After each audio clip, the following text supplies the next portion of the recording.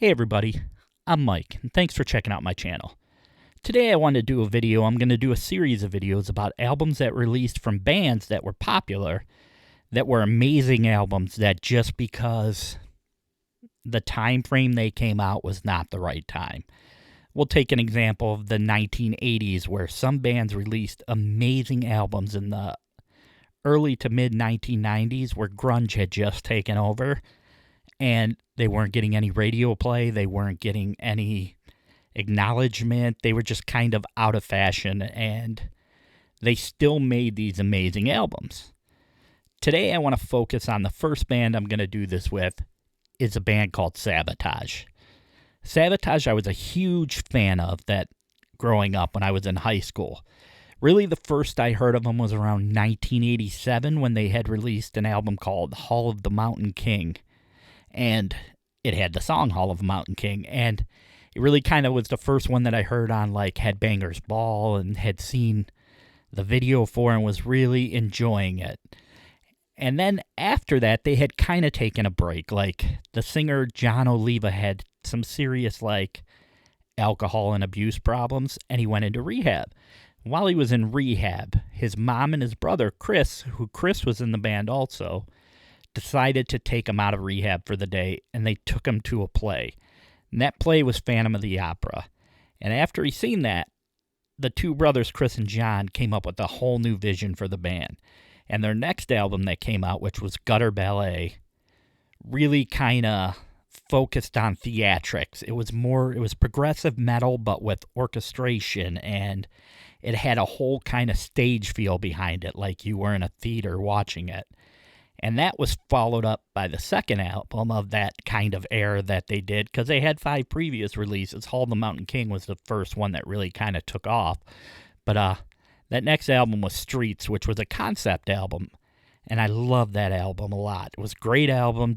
Critically did great, like people talked about it and everything, and it really was out there. And I recommend anyone that's a great album to hear. And then the time had changed. And in there's 2 albums I could have talked about. The first one is an album called Edge of Thorns, which was Chris Oliva's last album with the band because, unfortunately, he passed away in a car accident where he was hit by a drunk driver. But I'm going to focus on the 1995 album, Dead Winter Dead, which was another concept album that completely flopped, just did nothing. But it was producer Paul O'Neill who heard one song on this album that said, we need to take this back and do something totally different with the band. We need to do this style of music. And that led them to a whole new explosion and a whole new popularity, and that song became probably their most popular song to date. So we're going to jump into this album, and you'll get to learn what that song was and who they became. So let's listen to it.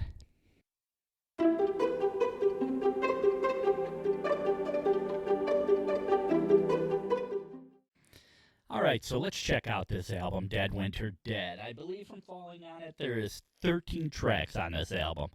We're not going to listen to them all. We're not going to listen to all the entire song. We're just going to listen to little bits and pieces so you can get an idea of why this album was so fantastic. And you can hear how this band in its early days influenced a lot of bands like Dream Theater. And I know for Dream Theater, Queensryche was a big inspiration also, but I'm gonna play a couple of these songs here to start it off, and I'm gonna start with the first song called Sarajevo, because the album was a story about a wartime going on in Sarajevo and trying to survive through this. So we will start with this song that is a short 2-minute and 52-second song.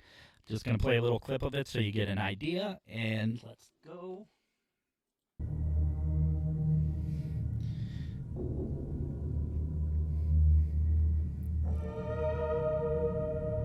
Smoking a cigar here because I do enjoy a cigar. It's my one vice. This was Paradon. It's the name of the brand that did it. Their 10th anniversary champagne. Got this from the smoke shop by me, and I like it. Helps me relax after a long day of work. So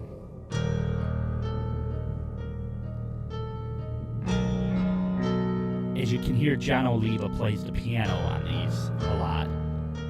And you can hear his influence even in this just intro of how, like, in the town of there's that kind of feel of like going to the theater and seeing a play. Church aside one corner, most believers always there.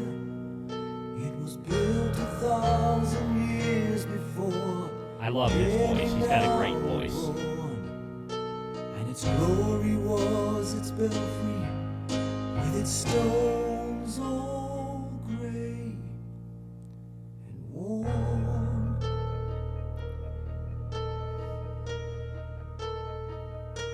Now there's a God all on that belfry, and he's been up there for years. Alright, so you get the gist. This is just the lead into the album. And we'll go to the next song, which I think is one of the top songs on the album, one of my favorites. So let's go to that one real quick.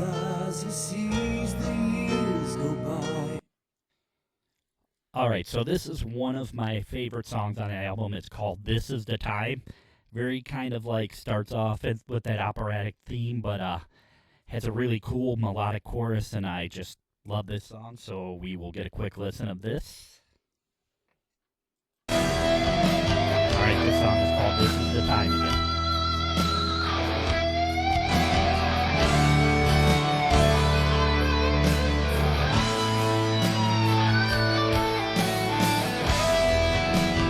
Watching in silence, I hesitate. And on this page, you'll see it says 1990. It was not in It's the not night. 1990, it's 1995. The person that put this up here just has the wrong date. All of our lives we could only wait. It was out of our hands, and everywhere Once again, very raspy, cool operatic voice. Not opera singer, but like that vein of like doing a play. And though it looked dark, we dreamed at night. They were better unseen. But this is the time. Bringing it down to just him and the piano. This is the place, and these are the signs that we must embrace. The moment is now in all history. The time has arrived, and this is the one place to be.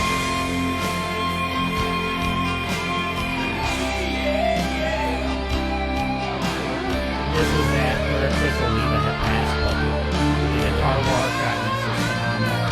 The guitarist in this was the original guitarist from the Gutter Play.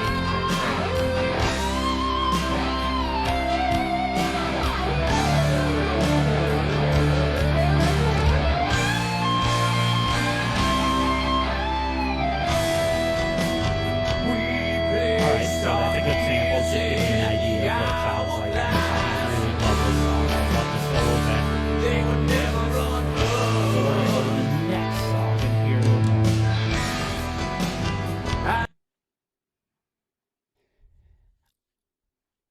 Alright, so this song here is called I Am, and this has a very theatrical feel. It's kind of like you're watching that part in a movie where it seems like you're about to go to war, and it's just this intense kind of feeling. And this song's called I Am. I really like this one too, so let's check it out.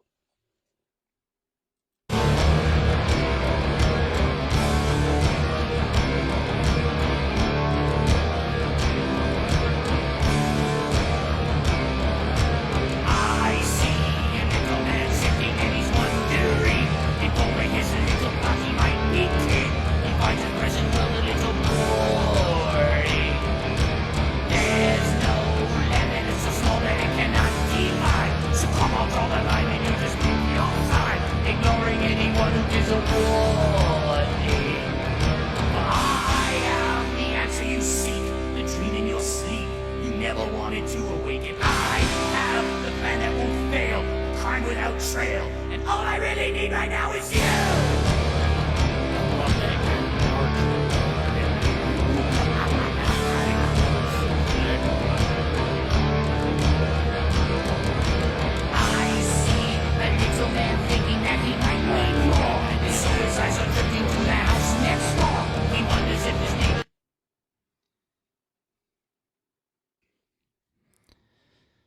Alright, so this song we're going to check out here is the title track, which is Dead Winter Dead. This has a killer guitar solo piano combination to it, and I'm going to play you some of the song, but then play that solo because it's really something special. So let's check this one out also.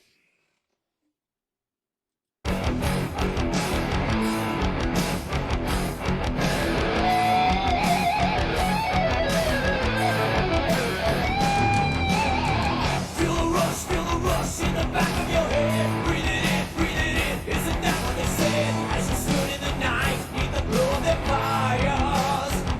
I should point at this point, Watch it burn, watch it burn, watch it reach through the night. after Streets, John Oliva, the singer, had left the band to focus on some other things, but he still wrote for the band and they had a different singer. Those two albums had this song,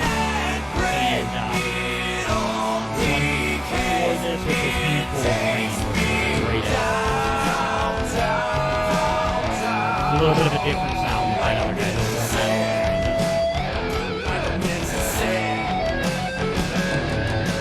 Where this all has led, dead winter dead.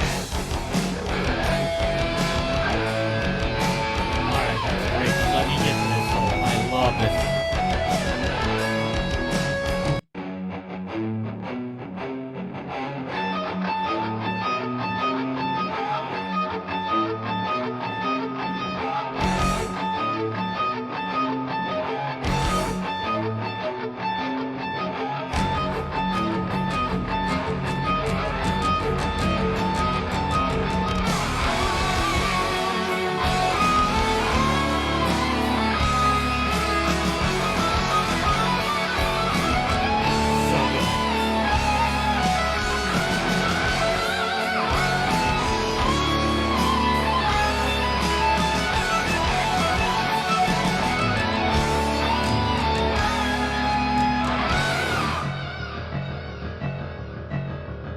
Love this breakdown. This is killer.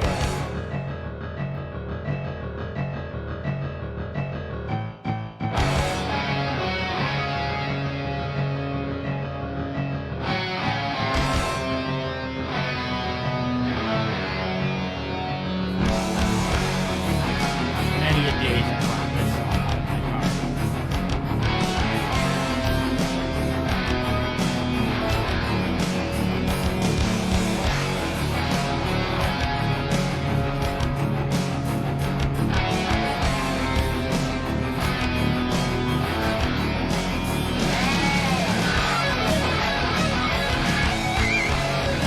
That's just freaking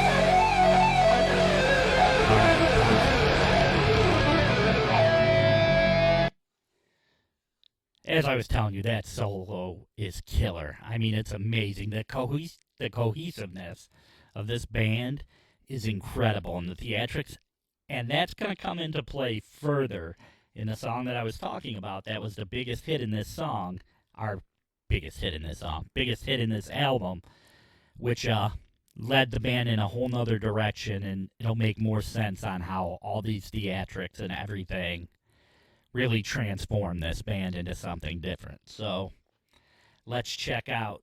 I'm going to skip right to the last song because it's not a song that we're going to listen to all of, but I really love this song too right here.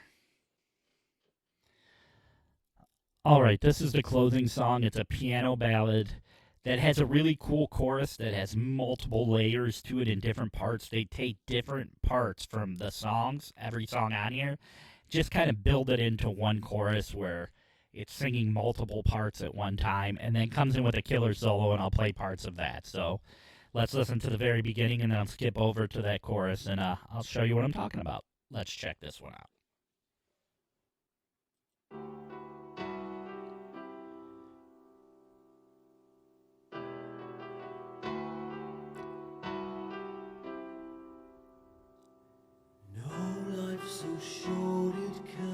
beautiful voice. This is definitely an album I would recommend that you listen to it from beginning to end without skipping songs, because it does tell a story, and it's a very good story to tell. So, and I'm out here waiting. I don't understand what you want me to be. It's the dark you're that build up. hating. It's not who I am, but I know But then he brings it back that it's down. all that you see. Alright, let's skip this a little forward to the chorus. I don't understand what you want me Alright, to it's that be. slow build. It's the You hear the guitarist coming into it. hating. It's not who I am, but I know that it's all that you see. Life in a day, putting every move on tin plate. Never hear a word that they say as the wheels go around. Tell me if you win, would it show? In 1,000 years, who would know? As a million lives come and go on this same piece of ground. Life in a day, putting every move on tin plate. I don't understand that you want me to be. It's the dark. Tell me if you win, would it change? It's not who I am, but it is what you see. Tell me what you really want today. Sitting in this night without you. Don't you ever look without you. One day, tell me you're so far away now. Tell me Berlin is Moscow. Only dreams I get somehow. One day that day we would sound understand. And I love it because they're all different melodies sung to the same music.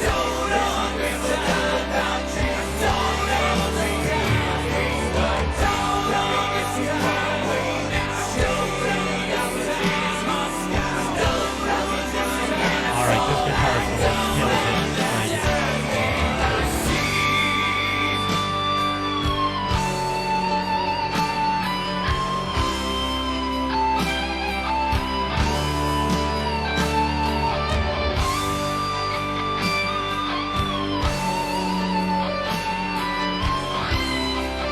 I love this little run that comes up right here.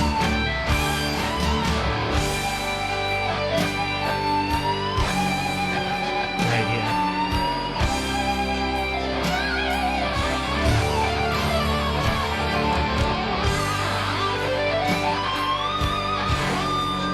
Just incredible. Incredible musicians in this band. John Oliva's writing is amazing. I swear on tomorrow if you Alright, so take this we're gonna chance. now stop Our this here. lives are this moment from you. Okay, so this is the part where this changed this whole band. The producer of this band was a man named Paul O'Neill. He had done this album, and he really loved this band, really supported it, but he saw that the album wasn't doing well. It wasn't just out there. I want to make sure I'm still recording. He saw it wasn't doing well. He just really believed in this band, but there was one song on this album that was an instrumental that when he heard it, he basically told the entire band that he was like, hey, you know what? We need to go in the studio and do a whole bunch of songs like this. And now, at this point, we're in the 90s, and all these bands from Winger to Warrant to Poison, like, they really have fallen off the radar, so the name doesn't hold much value. You know, it wasn't something that would get played, so he came up with this concept, the band did, of we're going to take this one song off this album, build around that, and we are going to change the name of the band. And this is the song that it was, and to this day is still a very successful band. So we are going to check out this song right here. When I play it, I'll tell you what it is. You'll know it when you hear it, so let's go to it. Alright, as I play this, maybe you can see the name on the screen. This song is the start of a whole new career for them, and this song on the album Dead Winter Dead, the 12th track before the ending, is called, as I said, the album was about a whole war in Sarajevo. This song was called Christmas Eve in Sarajevo.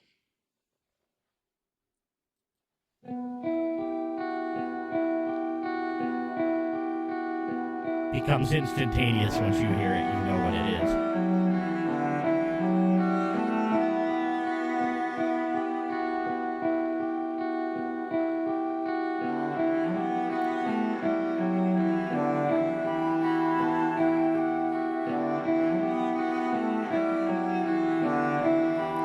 Getting a little Christmas before Thanksgiving.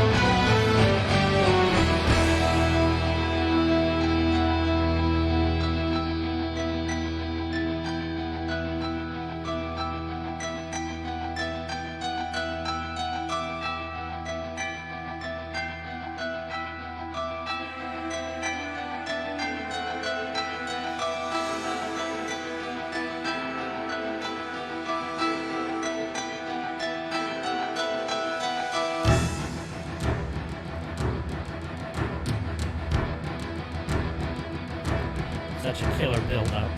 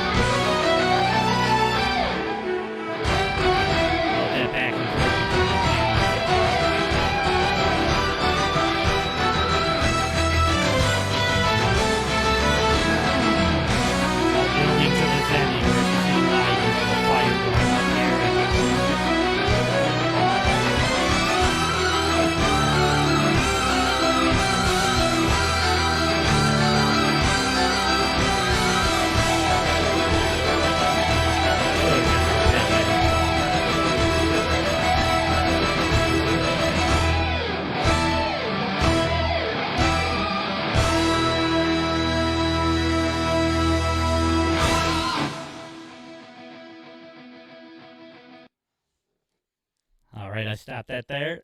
And those of you who know, obviously, this band right here, after that 1 year later, re-released this song, changed the name of the band to the Trans-Siberian Orchestra. And to this day, during the holiday season, this band is playing arenas everywhere. They're just touring the entire United States, and it was really a song that had changed the whole course of the band. They reinvented themselves into something totally different that became huge. And it was, where these bands, the names were kind of bringing them down. Where early on, like, oh, there's going to be a new album from Warrant. People were excited. Oh, there's going to be a new album from Warrant. Then it was like record labels weren't interested. Here was something that was totally different. Just took the band members, switched the name of the band, and the rest is history. And, there is some in there that you could hear from John Oliva where he does get frustrated that Savatage didn't have the success that it had, but yet when there was the change to this Trans-Siberian Orchestra, it became this big thing. And one of the things I would recommend to people, because a lot of people go to these Trans-Siberian Orchestras shows, is check out their albums Gutter Ballet and their album Streets, because there's song's called Believe, and there's the title track Gutter Ballet from Gutter Ballet.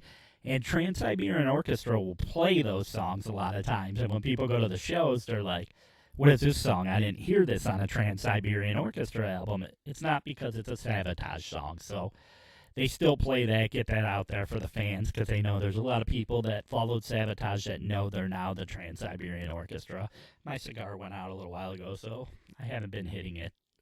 So that was this band, Savatage, and this was their album, Dead Winter Dead. They did release another couple albums after this, in between the Trans-Siberian stuff. I believe it was Wake of the Magellan and Poets and Madmen, which are both great albums also. But if you're a fan of the Trans-Siberian Orchestra, I would definitely say check out Savatage, because same band, just more of a rock feel and kind of different sound, not different sound from Trans-Siberian Orchestra, but more vocal parts that are heavier, and really all the stuff from them is really good. I know the earlier stuff's a little roughly recorded when you get back to Sirens and their first album, but from Hall of the Mountain King on, you're really getting amazing production all the way through, and definitely worth checking out. I love this band since I was in high school. I got Gutter Ballet when I was a freshman in high school.